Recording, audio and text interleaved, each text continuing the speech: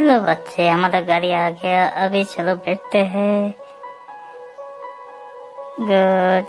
Monkey भी बैठ गया, पांडे भी बैठ गया। चलो अभी आगे की तरफ चलते हैं। बम, चल दिया गाड़ी।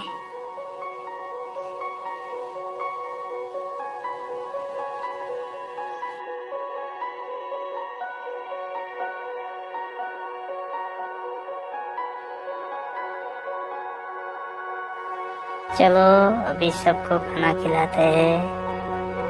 पहले खिलाते हैं पांडा को, उसके बाद चिड़िया को, उसके बाद मंकी को।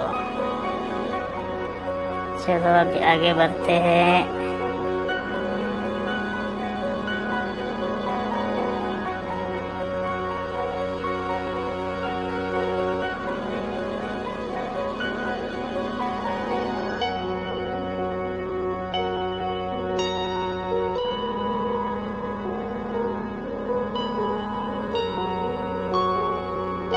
चलो सबको अपना अपना घर में छोड़ देते हैं। पहले पांडा को छोड़ देते हैं।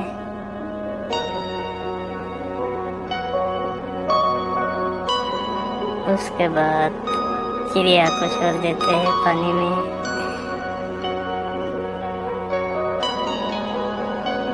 उसके बाद मंकी को छोड़ देते हैं केले का बागान में।